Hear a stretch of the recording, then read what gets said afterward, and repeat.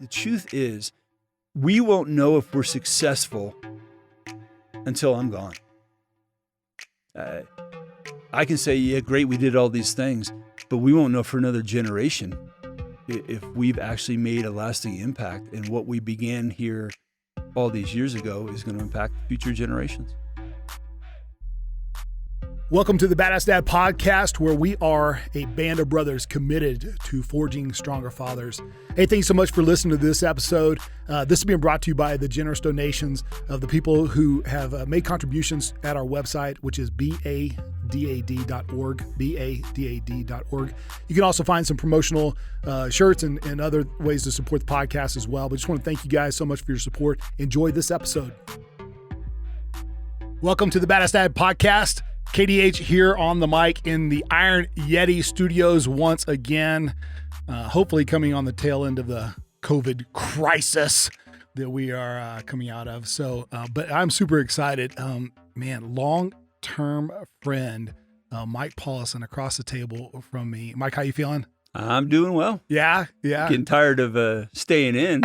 Yeah. I'm not doing well at the staying in part, let's be honest. And let's also cover this. I mean, you got 4 girls at home, a wife and then 3 girls. Yeah. 2 teenagers, one who just finished being a teenager. A lot of estrogen there. Yeah, and 2 female dogs. Oh, so I got to get out every now and then. Well, and I know you're, maybe we'll talk a little bit about martial arts, but you're a long time participant, professor, teacher, everything in martial arts. And so not getting to do too much of that nowadays either. So, no, we don't. We kept the connections. I just did my first internet wedding of a martial arts friends of mine, and then we're going to celebrate later in the year. So, I love it. Do they grapple like as they're coming down the aisle or anything? That might have been kind of fun. You use different illustrations when you talk about when you do a message for martial arts friends. Give us one. Do you have an illustration you can use with us? Well, okay, yeah, I'll give you one that I used in their wedding. Okay, let's hear it. Well, if you've ever been in any form of martial arts, you understand sitting in the suck. Mm-hmm. And the concept is being in a position that can't really hurt you, do damage long term. It just sucks being there, and it's in pain. Yes. And we talked about, even in marriage sometimes, it's living in the suck, but you don't tap out. You live through the hardship, you work through the pain, you realize there's a tomorrow. But even when you're in that and you're fighting, it's really the mind over the pain. And where do you go in that place? Where do you go in those moments? It's the same thing in marriage and life. This isn't going to destroy you. It can hurt you. Mm-hmm. You can choose to tap out and walk away, but it doesn't have to destroy you. So we use those kind of illustrations to stay committed, stay focused. Wow. What a great introduction to the time that we're going to get to share together. And I'm so excited for the listeners to get to hear this because how long have we been friends? More than 10 years. Oh, yeah. Yeah, I don't even know. It's probably closer to 15 by now. 15 years. Yeah. And, we've had tons of changes in both of our lives, Mm-hmm. And the thing that I have loved about really getting to know you is, one, you just have tremendous wisdom and insight. And I know you're going to, almost immediately deflect that just by having a ton of experience. You just tried a lot of different things. But everything from pastor, entrepreneur, and I love because you have this entrepreneurial spirit, heart about you that's really as much who you are as anything. Protector, provider, the work that you've done in most recent years in Haiti. So we're going to spend some time talking about that, raising your girls, being a really a great inspiring example for me as what a badass dad looks like. And so I thank you there. Your leadership skills, how you've taught on leadership so much, so many different areas. I feel like I could do a 10, 12 hour recording, with you, and it would just be powerful. So I'm excited about today, and I'm excited about seeing where we go. But take us back to little Mikey growing up on the East Coast in Jersey, and your dad's a cop, but talk to us a little bit about what it was like growing up and some of the challenges, and were you an athletic kid growing up, or what was it like as little Mikey? I didn't grow up when you talk Jersey, people automatically get an image in their mind. Yeah. Now, growing up in Texas, I definitely had an image of what Jersey was. And it's Newark, or Jersey City, where my relatives came from. Yeah. But I lived in West Jersey, which is more the rolling hills. Okay. And the farmland and stuff like that. It's a unique experience having your dad as a cop, who everybody looked up to. I mean, he was probably for me the epitome of a badass dad. And everybody in town knew him as the chief, and you grew up on stories about him and how he would react in given situations and take over. Yeah. I did play sports, kind of played everything when I was younger. I remember in 8th grade making myself a commitment that I was going to play every sport that was available to me that year, including intramurals. Okay. So I played probably 12 sports just because it was there. Right. And then in high school, kind of toned it down, kind of slowed playing baseball. It really got into soccer at that point. And then towards the end of high school years, boxing for a few years. So yeah, I stayed involved in those. Wow. So somewhere in there, you venture in, and we'll cover, one of our favorite subjects on this is martial arts. And so you truly are mixed martial arts. I mean, before mixed martial arts were cool, you were out there. Yeah. I come out of the JKD tradition out of Bruce Lee's. My mentors were people who were trained by his students. Sifu Bustillo just passed away. He was a student of Bruce Lee's. And so those were my kind of teachers. So I learned 10 different styles instead of just one. Right. Which has its benefits. I mean, Bruce Lee was kind of learn everything. And so when we're learning the stand-up, I had much more experience in boxing, but Muay Thai became natural for me. But then they had to teach us the ground game because one of my Sifu's wives, she was a black belt as well. And she explained she worked for the post office, and she was in an apartment building one time and got attacked by a mugger. Oh, God. And it, like most fights, went to the ground, and she took him out inside of the apartment building in a small area. Yeah. So they really go over every area. You do for stand-up, to ground, to staff, to sticks, to knives, to everything. Everything. Yeah. And so much fun. I mean, I just love, because I mean, you've been training for 3 decades, 4 decades. I mean, it's been a while. Probably 3 decades. But I've got 8 surgeries to show for it too. You're right. Right. It's not a lot to brag about when you start to get up in age and everything hurts moving around. Yeah. Well, let's talk a little bit about, you go to high school, you finish college, you somehow stumble into the ministry and, into a pastoral role. And you then come to Colorado, and you end up in Sterling, Colorado. So catch us up there.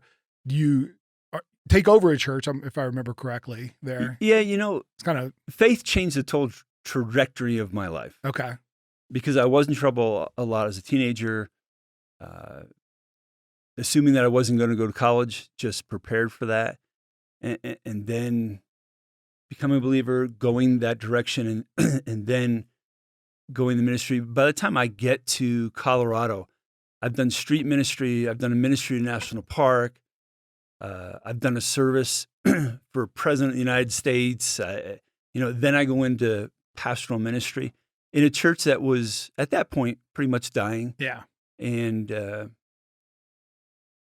on the plains, I mean, when I drove into Sterling, I remember driving in and calling my family in New Jersey, and I said, you won't believe it, tumbleweeds actually exist. This is in the middle of nowhere. Right. So that was a new experience. But, I was there for 12 years, wouldn't change it for anything. The church did all the things that you're supposed to do to be successful. The church doubled and got bigger and did a huge building project and brought on staff and all that kind of stuff.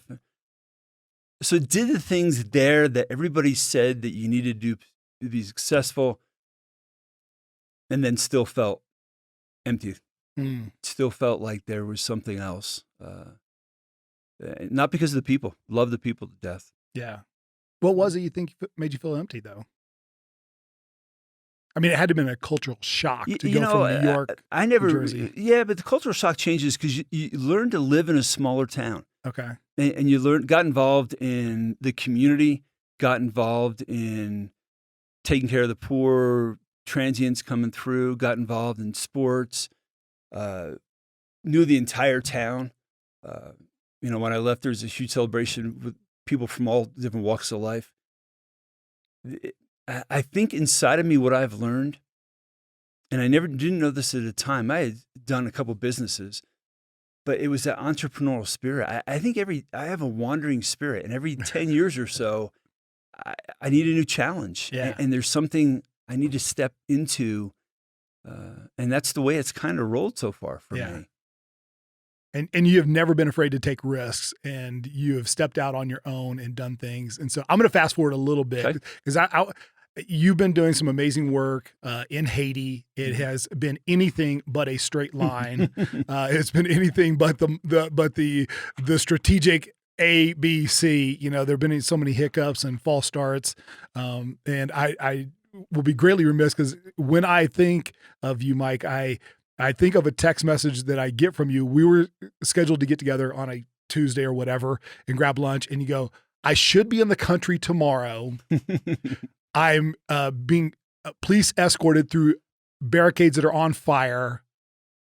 Just confirming.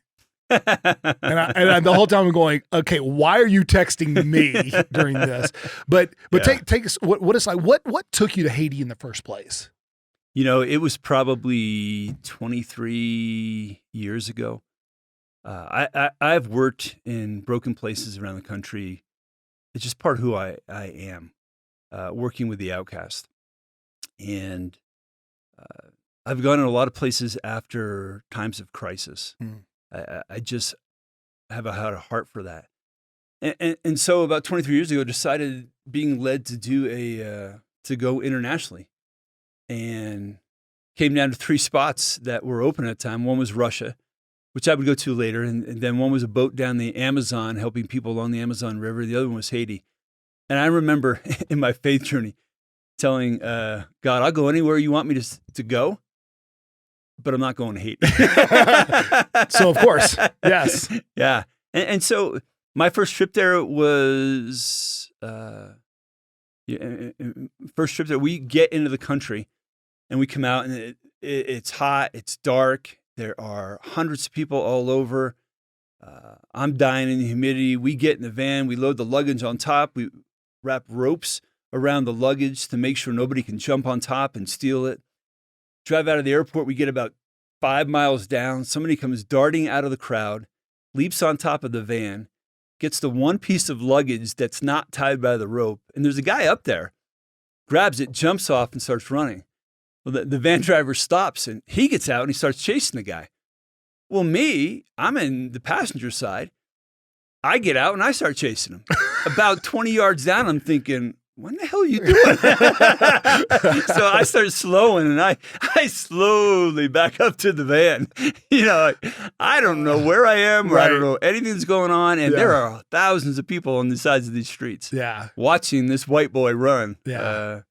And when those first couple trips, we went to the villages, we went to some dangerous places. One night somebody shot at us closing the gate. But at that time, I was just going in once a year. And then because of corruption, I stopped going. It's one of the top 3 corrupt countries in the world. Mm-hmm.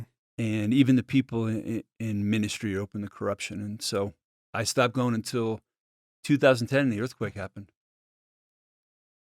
And then what took you back?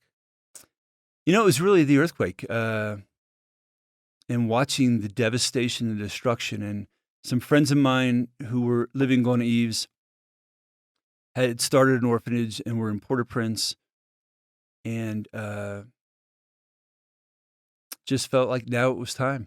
Mm-hmm. And so I connected with the group that I went with last time and started bringing people back in, starting again in 2010. Okay. And one of the things you specialize in is bringing Joes, lay people in and giving them an experience. I mean, hence mission experience, the name of the ministry and foundation. When you see people go the first time and they step off the plane and they're walking toward the van that very first time, I'm sure many of their eyes glass over. How do you prepare them? Walk me through that first experience that people are going to have, when they go. We put a lot of effort in to preparing them. You have 4 to 6 hours of training beforehand. We as Americans, we are trained, or we've grown to know a way of thinking. And so I have a lot of people who come who have the answers to everybody's problems. They've got answers. The problem is they don't know the questions. Right. Yep. And so I almost have to break them down a little bit in their thinking and tell them to kind of delay their process. I'll answer any question. Maybe not in the moment. I always tell them, if I tell you get on the bus, that means you get on the bus right now. Yes. You can ask your questions later. But so it's an adept training process. When they get there, Haiti of today is not the Haiti of 20-something years ago. So there aren't the same issues, and we don't have the safety issues that I experienced those years ago. Groups are much safer today, and where we're at, where we're located, our security, and all that kind of stuff. We haven't had an issue with any of that at all. It's usually when they return from a trip. It reverse culture shock. Because the overwhelmness happens when they come back and they open their closet and they see our kids in the orphanage who share their shirts. One day this kid's wearing a shirt, next day it's washed, the next kid's wearing a shirt. And they open their closet and they see all that we have that we don't wear. I usually have to make people commit that they won't throw anything away or give it away for like 6 weeks or so because of that reverse culture shock. We had a gal one time who came with us, and then she came back and she had Thanksgiving with her family. And once everybody got to the table and the table was full of food, she got physically ill thinking about the people who live hand to mouth and go days without food. And so she fell into a depression that we had to help her through because of the reverse culture shock. And even knowing that people are going to have that, there's only so much preparation you can do. And we process it a lot when they're there. Okay. Every evening after dinner, we talk about, what'd you feel today? What'd you think? We talk about if you need to sit down and talk to one of the staff, pull us aside. It doesn't matter when. A lot of times we work hard. We do a lot of construction, although we do a lot of variety of things. But you're going to work hard. But we tell people you can't forsake what's going on inside. You got to deal with that, because as we know in life, if you don't deal with it, it's going to come out somewhere. Yeah. In some way. Yeah. Well, and you guys have you built orphanage. It's continued to expand. That's even as you've encouraged me with Badass Dads. You told me early on, said, Kev, don't try to wrap your arms around it. Just let it grow and don't try to define it, and don't worry about, mission or the book, and you helped me on so many different areas with that. But you've done that exact thing. So now what's going on in Haiti for you guys? Like what facilities do you have? Well, and where are you going? Yeah, obviously we're kind of holding lockdown. Well, yes. Through all this mess. But we just built the second dormitory for students. And so that'll give us the ability when we finish that to go from 25 kids presently to bed down 60. We also have a team center where we house teams on site. But our goal right now is to become self-sustaining. And so we've got our own well. We've got a reverse osmosis system that we have here waiting to be brought in. Everything is on solar now. We have full garden, fruit and nut trees. We've built a chicken coop for raising roasters and hens for laying eggs. So in an event of a world crisis, we'll actually be able to survive on site. Okay. Now, the next step, we have the architectural drawings for the school. That'll be a community school for at least 400. And then it'll be the next project will be buy another piece of property and build a medical clinic.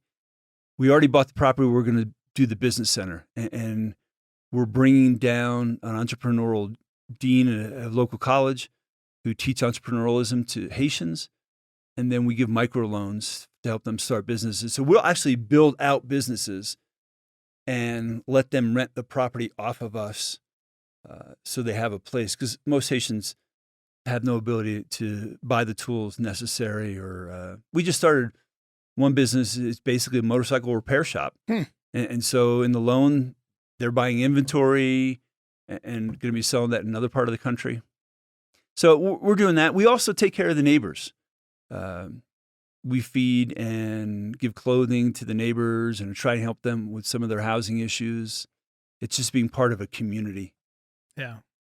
Well, I mean, you have poked so many holes in that culture and brought life and experience and wisdom there.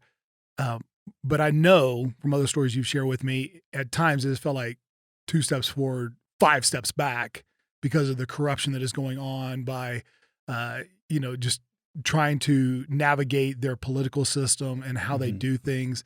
And I don't want to stay on Haiti the whole time, but I think that this is going to lead us into leadership because, like right now, in the world we're living in right now, it is pretty radically shifted. And, I believe leadership is leadership, but being able to navigate during this wartime, if you will, this is, it's one thing to be a peacetime leader or a wartime leader. You've pretty much only been a wartime leader, it seems like there. So how do you handle that? How do you deal with the frustration? How do you just keep going when it feels like even some people that are key members of your staff are not following the leadership? Well, your hearers don't know, but you know the story. I mean, 3 people that I have invested in and become corrupt and stole stuff. And there's a part where we lost all of our property. We kind of lost everything, and we had to start all over and navigate a system that most foreigners fail at. And we have had plenty of failures there. When you lose everything, I've got all the degrees. I've got a doctorate in leadership.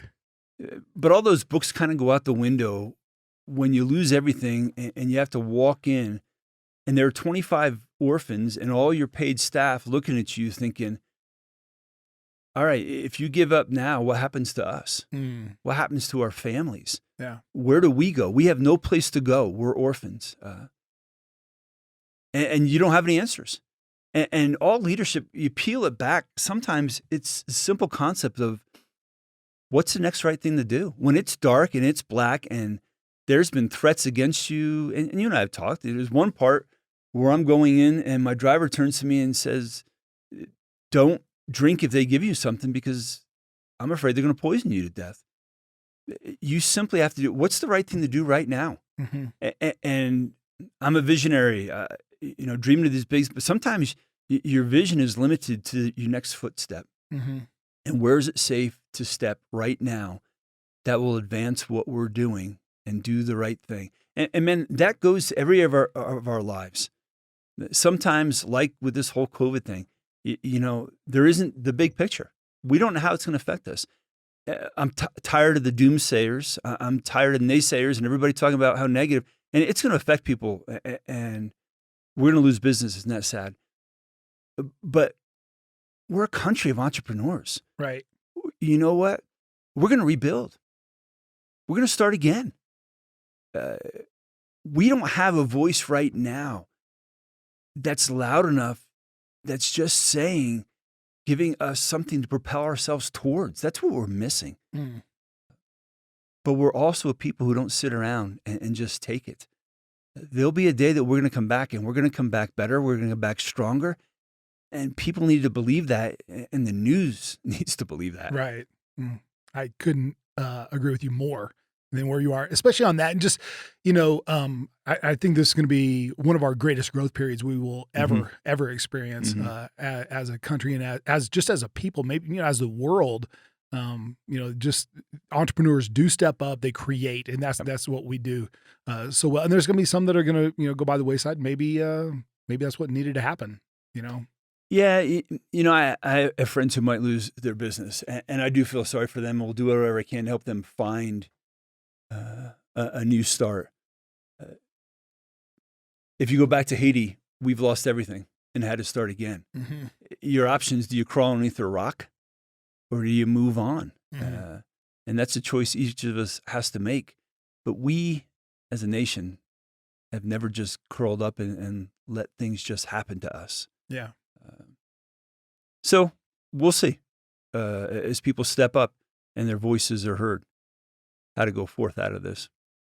Well, I'm going to make a little pivot here because there's no doubt that your faith has been a guiding light for you. But part of the map that you have navigated, and you touched on a little bit earlier, is having your life map. And you've shared this with me, over the 10, 15 years we've had a relationship. And so I'd like for you just to spend just a couple minutes. And I know this is kind of hard for people to visualize. Maybe we'll be able to do something with that. But talk a little bit about, having that life. Oh, here you go. Just pulling it out right now in front of it. I love it. Because I knew you were going to refer to this, but I also knew I was going to forget something if I didn't have it here.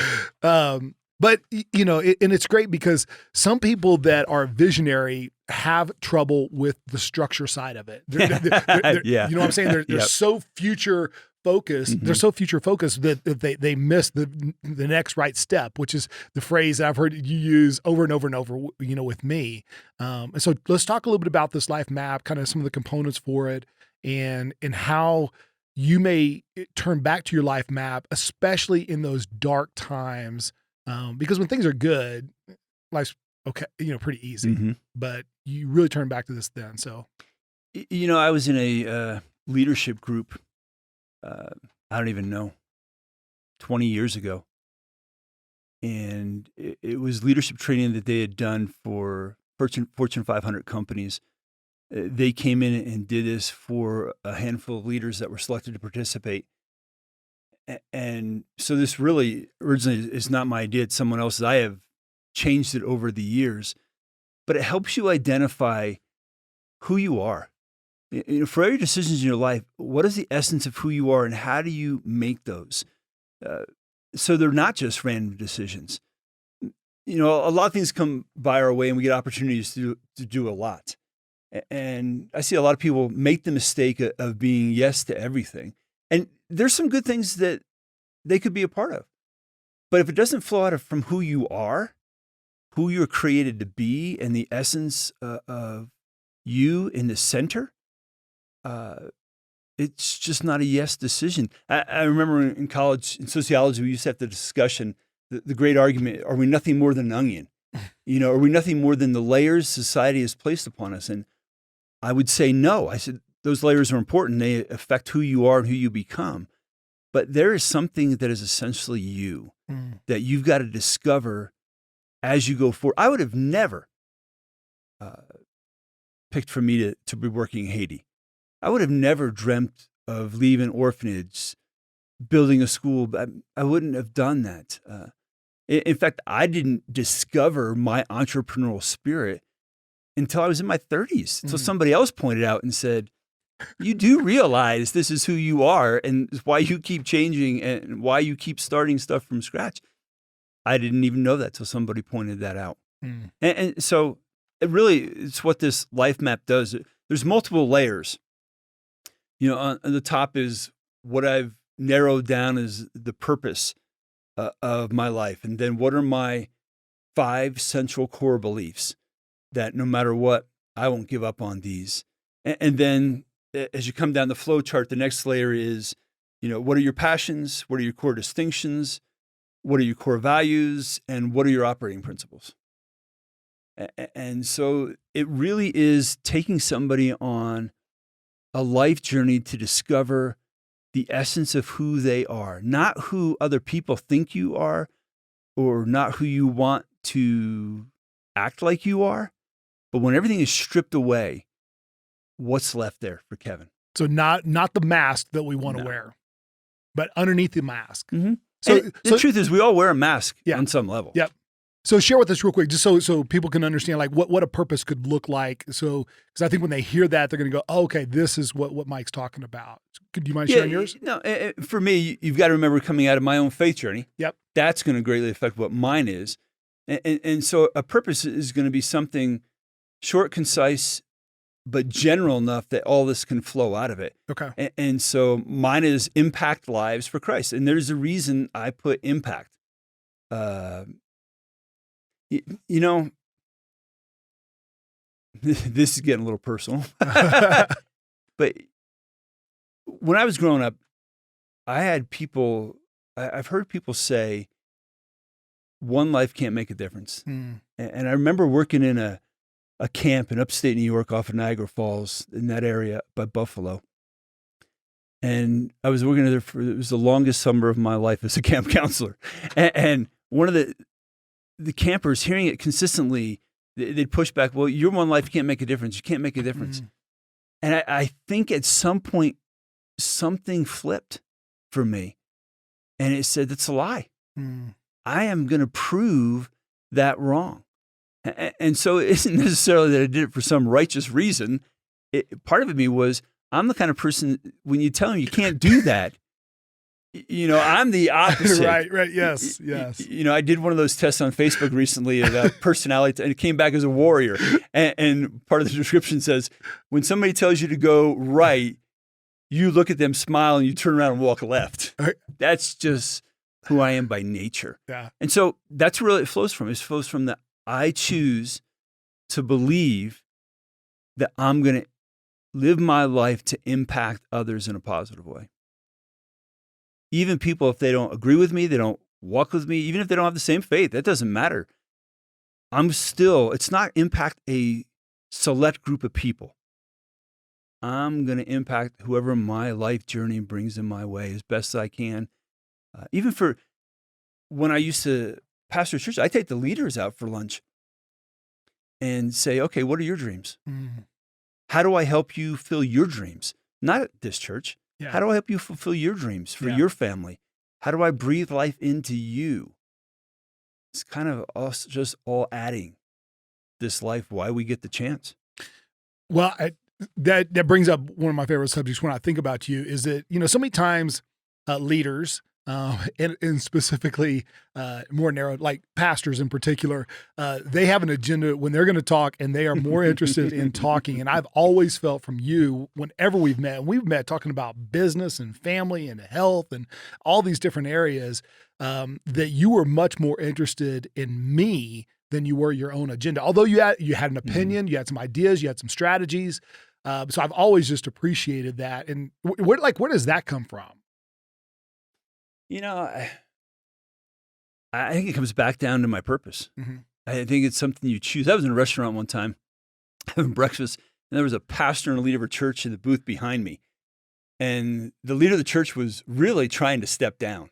Okay. And all you heard was the pastor manipulate him into staying. And I had everything inside of me just wanted to stand up and say, can I tell you what this guy wants to do? I didn't butt in on that occasion, but we are self-centered people,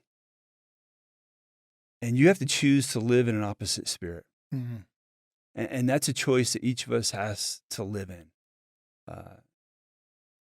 that you empower and breathe life, or it's going to be about me. I choose not to come in. I always say to people on a faith level, you don't get a chance to share your story until you've heard their story. Because a lot of times we teach them to come in and bowl them over, and my story is more important than your story. Well, it's not. Yeah. And so how do you listen? And so even when I've traveled around and taught leadership, which I did for a number of years, it was really telling leaders, a lot of leaders, shut your mouth. Just shut up. If you got something valuable to say, you'll get to it. But quit implementing your thoughts or impressing your thoughts on somebody else when they're not asking for them yet. And until you help them see that they're of value to you, you just have an opinion. Nobody's going to follow you. I think it's Maxwell who says, if you're leading and nobody's following, you're just taking a walk. Yeah. And so it is feeling, even as a leader.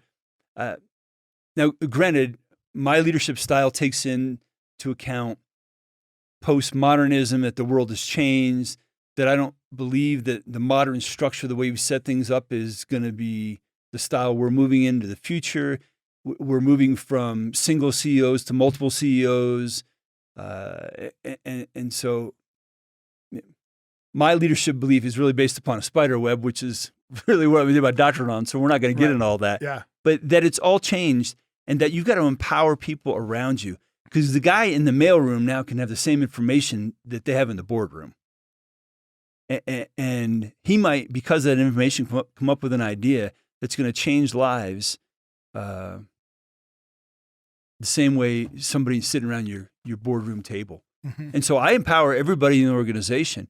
And not only that, the people who come with us to Haiti, your first trip, if you've got an amazing idea, I want to hear it. Your one idea may change the direction or something we're doing and propel and touch lives. Just your one idea that I never thought of. Well, I'm telling you, that is so golden because for leaders to be hearing right now, because I'm thinking from an entrepreneurial standpoint, and some of the things that I've been conversing with some guys about, looking to buy some businesses and do different things, going, the businesses that are going to be able to succeed may have a great reputation, but they need to pivot. They need to be able to pivot. And there's someone that's going to have an idea. It might be my 13-year-old son, as crazy as he is, he may have an idea that I go, okay, this is how we can make a pivot over in this business or this relationship. And so, we've both seen tons of leaders that it's my way or the highway. It is totally top down the way they do it. But the vision that you set before me, which was that spider web of leadership, I think is incredibly powerful. And it takes a strong, humble leader to be able to do that. Yeah, because spider web, it's so strong, it's now used as a model in architecture to build buildings. And the unique thing about a spider web is you can break a strand within a spider web and not lose the integrity or strength of the spider web. And so if you can build a leadership structure that's not centered on one person, that if even one of those strands has to break, the stability of the organization remains. Now, there's still going to be times when a leader has to be a leader. I remember in the beginning of building what we were in Haiti, and I was trying to bring people in, and we were going through a dark moment, and one of our employees turned around to me and said, in this moment, you need to be a leader. You need to make the decision. So there's always going to be those times where the buck stops here. Make the call. Yeah. But you can spread that out in a different fashion than the way that we have done that for so long by building the structured wall upon one person. The truth is, because what we're doing in Haiti is trying to break generational poverty, to teach generations how to take care of themselves, become educated, raise them and give them the chances. The truth is, we won't know if we're successful until I'm gone. I can say, yeah, great, we did all these things, but we won't know for another generation if we've actually made a lasting impact, and what we began here all these years ago is going to impact future generations. I think it's going to be a good segue then, because one of the major buckets that you have on your life map is family. Mm-hmm. And you and I both have seen more than a few successful entrepreneurs, pastors, coaches, whatever, have tremendous success, tremendous impact in their field of vocation, and yet lost it with their family. And you have put some things in place to raise strong girls, and so I want you to talk a little bit about that, because this fits right into your map, fits right into Badass Dads, and so some of the strategies as well. So let's talk about, your girls got to see you walk through an incredibly dark period in your life and in their life as well. And some of the things that you've done. So just talk to us a little bit about, how did you balance that? How did you make sure that as wildly passionate and successful you've been in churches and in ministry and in Haiti, but you didn't lose your family throughout that? Yeah. Sometimes you choose how you're going to lead by following some examples. And sometimes you're choosing how you're going to live your life by choosing not to be a negative example that somebody else has lived. And so, my dad was always in leadership roles, and we never doubted his love or commitment. But I got to tell you, I looked at a lot of leaders' lives and a lot of pastors' lives, and the kids are a mess. Yes. They're just a mess because these leaders have gotten so consumed in what they're doing and making themselves a success that they've lost sight of their families. And the truth is, if anything's going to live on past me, it's going to be them. But I also have had a sense of history in my family that's been handed down from generations. When I got my doctorate, my great aunt sent me a note. It was probably the most meaningful thing that anybody sent me. And she said, "Bestepapa," which in Norwegian is the name we call for your grandfather, and he would be my great-grandfather. All she said was, "Bestepapa would have been proud." This is why he left Norway when he was poor. And so for me, that was really important. And I had determined ahead of time, I was going to celebrate whatever God gave me. And I got 3 girls, and they, wherever I was serving, they would never think it was more important to them. And so even when I became full-time going back and forth to Haiti, that didn't happen until we did a family meeting and we sat down and they're young teenagers. And I said, I'm not going to do this unless you decide to do it. I remember looking at my girls saying, I've been here. They've heard about these kids. They've heard the stories. And I said, I want to give you guys time to pray about it, and you come back and tell me what your thought. And all 3 of them around the table said, we don't have to. This is what you're supposed to be doing. And I would have never done it had they not breathed life into it.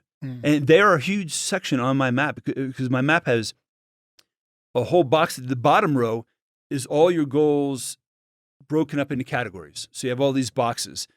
And my family's one category, and my marriage is a whole separate category. And I have in there a list of 5 to 10 things, since I change this every year, goals that I'm trying to achieve. And one of those, since God gave me girls, was date your daughters on a regular basis and find out what their hopes and dreams are. And don't let your dreams become their hopes and dreams. Let them discover who they are unique to be.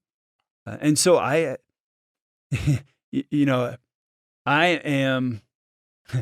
break things. I'm not a really soft kind of guy. But I remember when I first held my oldest daughter, Abby, I was scared to death. I'm like, why are you giving me a baby? I wouldn't trust me with a baby. I break things, you know? And I was up the night we got home. I mean, when they told me they gave us one extra night in the hospital. They said, do you want an extra night? Your insurance pay? I'm like, yes, take her. Just give me a night. Take her. You take care of her. She'll survive. She'll live. Right. And the first night home, I stayed awake all night long with her on my chest for fear I would kill her.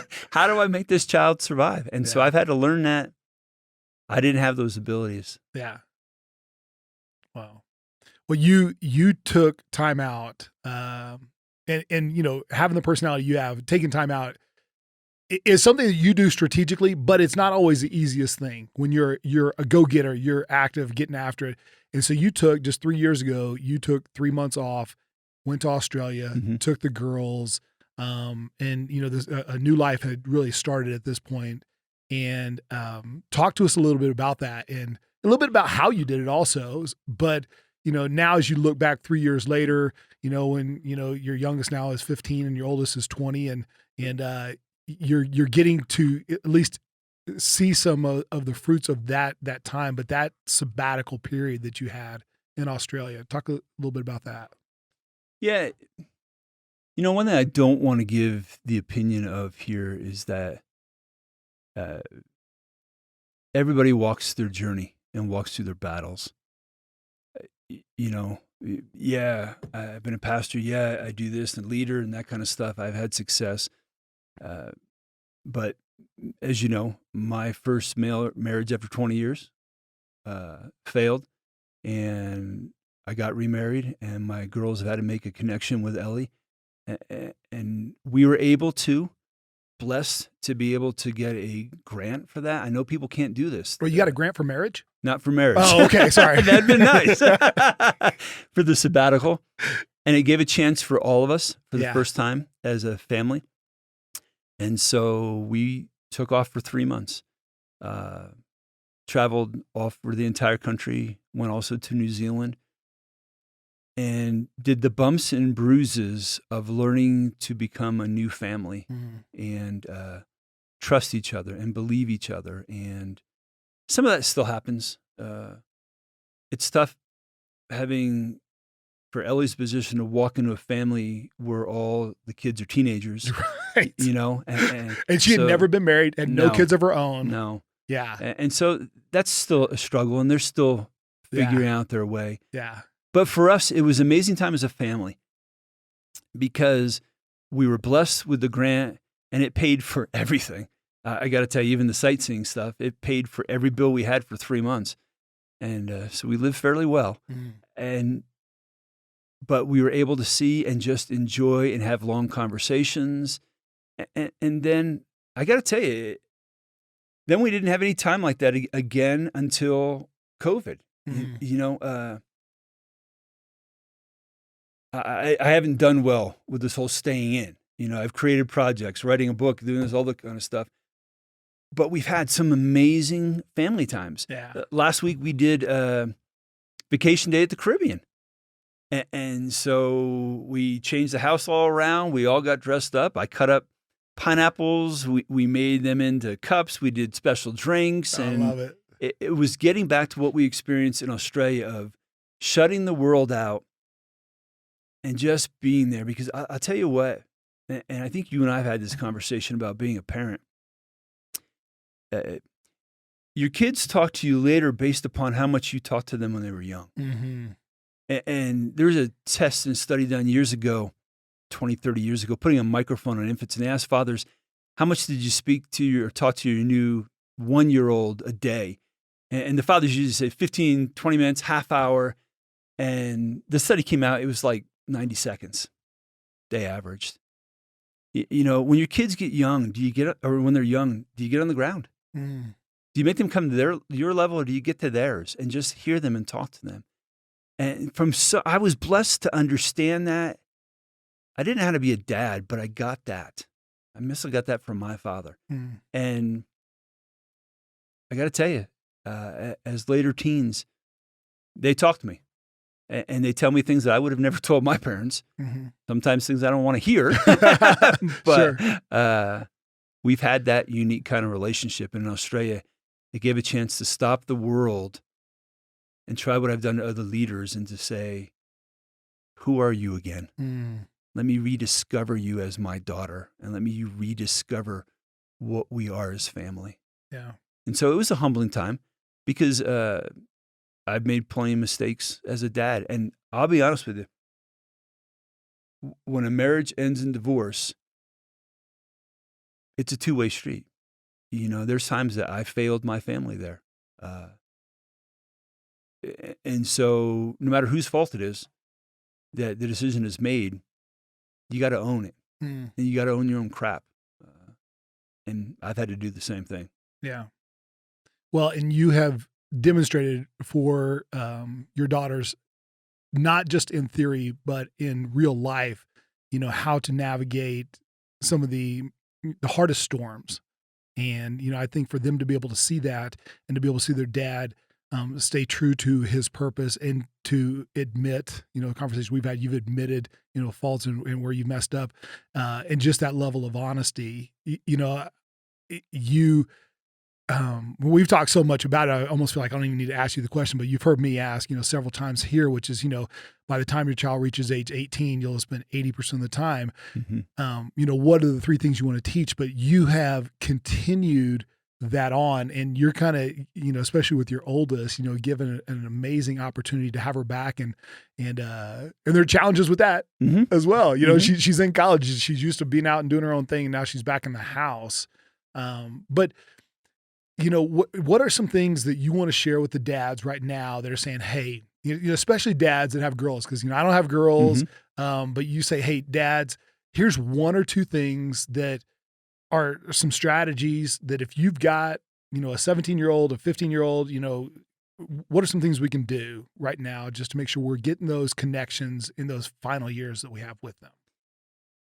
It depends on where you are, because if you're a dad of younger kids, when we're younger, we're spending so much of our lives trying to be successful.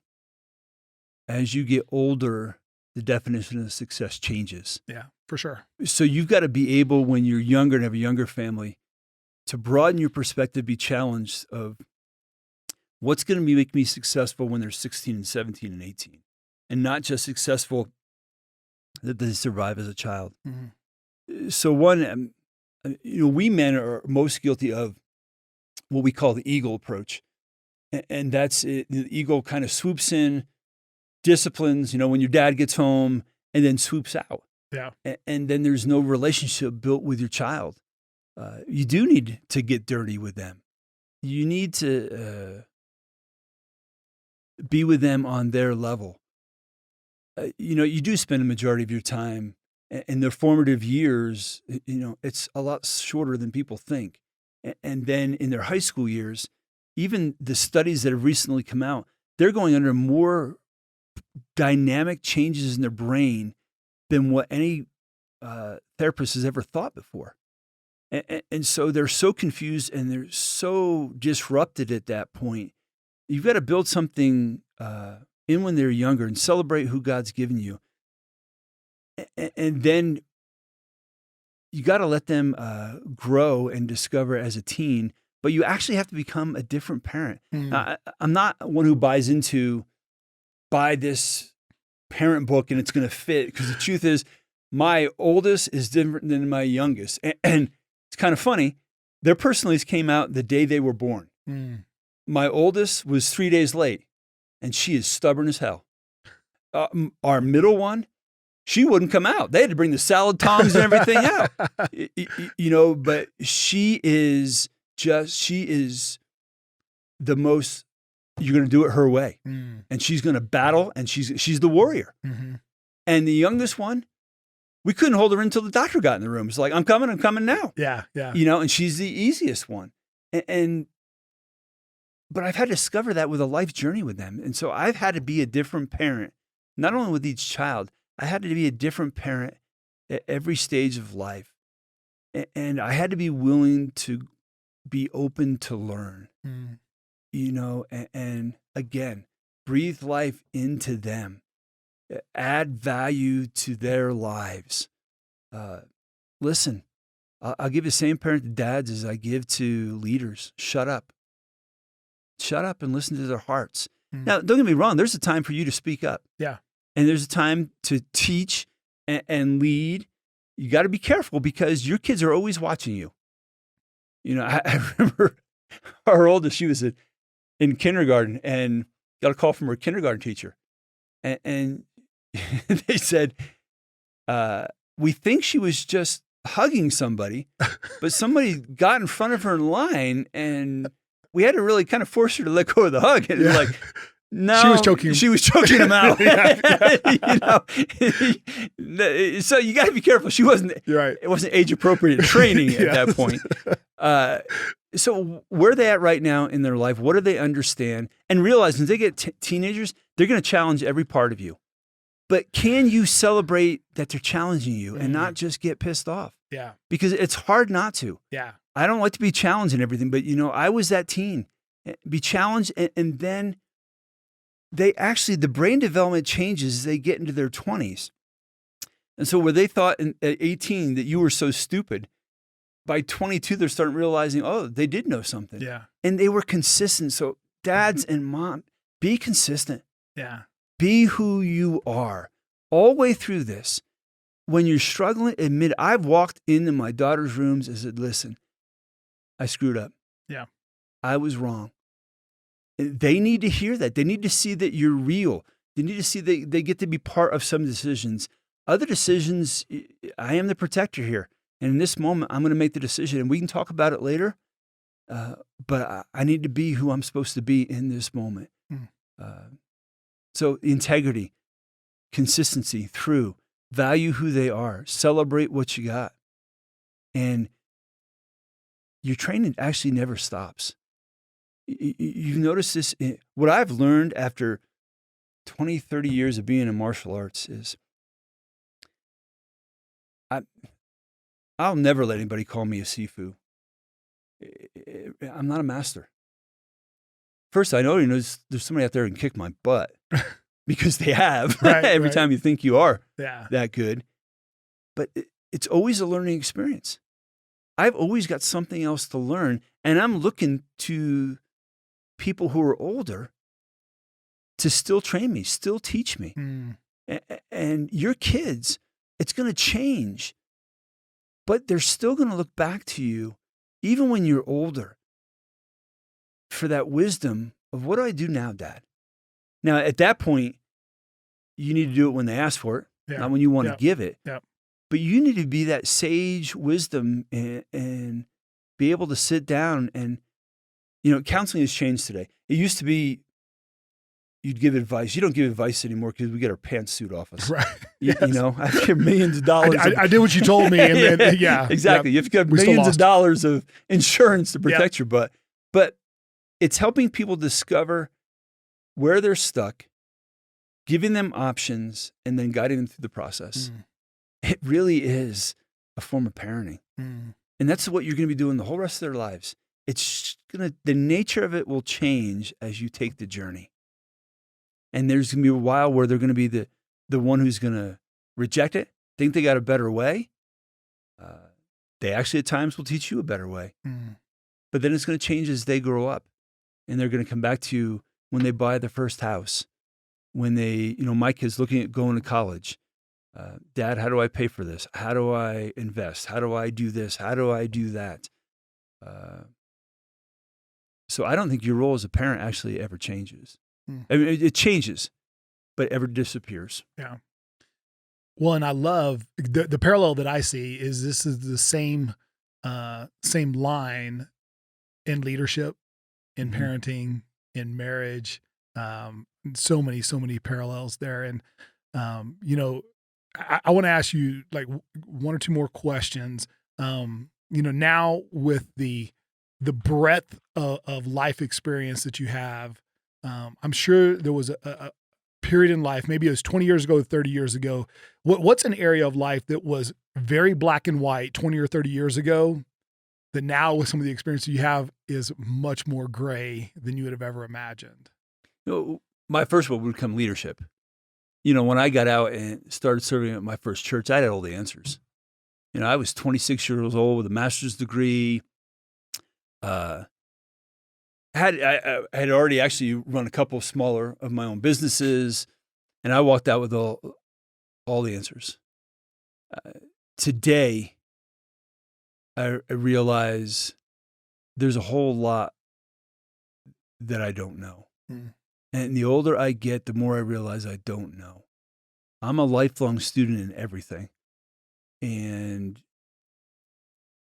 life has humbled me. I heard a speaker say one time, if you live long enough, life is going to trash your trophies. And it does. I would have never expected to have a marriage that didn't work. I'm a person who I go, and if it's not going to happen, I make it happen. But there's been failures. We lost everything in Haiti. I had to start from absolutely nothing. So I have a lot more questions today. And so my leadership has changed. And it's not as much about me as anymore. When you're younger, it's all about you and your success. It really is now for me of raising up a new generation of leaders, challenging them where they are, and challenging them to take the baton. I don't want us to have a generation where the next generation has to spend all their time undoing what we did to be successful. Yeah. Yep. I want to pass the baton off and say, okay, run. Yeah. Run. And that's probably the biggest change for me over all these years. The second thing is, and you and I have talked about on this life map, I have a board of directors, accountability. I didn't like accountability when I was young. I didn't like people getting in my face and challenging me. I do that for a lot of people because I think you need truth tellers in your life. But that's completely different for me now. Yeah. Having people who I've given permission to speak truth into my life and say, you know what? I always tell people, you want people who like you but aren't impressed by you. Mm-hmm. And will sit down and be black and white with you. I love that. I mean, first of all, Mike, can I get you back on the microphone sometime? If I'm in the country, sure. Okay. Because I mean, like we could do an entire podcast, hours and hours on different things, and even the life map and talking about the board of directors that you have and the purpose. All of those things are incredibly, incredibly powerful. So I'd love to be able to talk through some of those.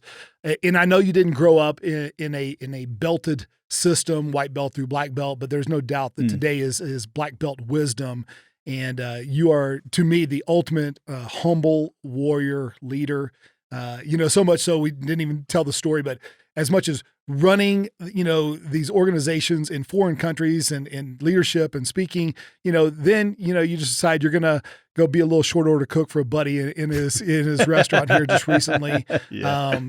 Just willing to do whatever it takes. And so, Mike, if people want to connect with you, if they want to learn more about mission experience, where can they go to get, and we're going to include it in the show notes also, but give us a little area where they can connect with you if they want to give money, because you're raising support as well while you're out there.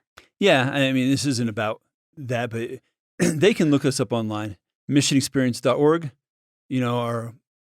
We changed the website, but there's one up there right now. We're on all forms of media, Snapchat, Facebook, all that kind of stuff is out there. And they can reach out and drop a note there and get in touch with me. Even if it's not about the organization. I used to pay consultant where I was just a life mentor, I don't care about having to do it for money. I mean, somebody wants to chat over a cup of coffee, you chat over a cup of coffee. It's not about the money. And so that's out there. They could always just find us online at missionexperience.org and drop us a line and connect with us. And if you want to go to a third world country, we keep you right on site and experience what it's like to live there, build there, and work in another culture. They can always join us on trips. Once things open back up, we go about every month. Okay. But I don't go on every trip.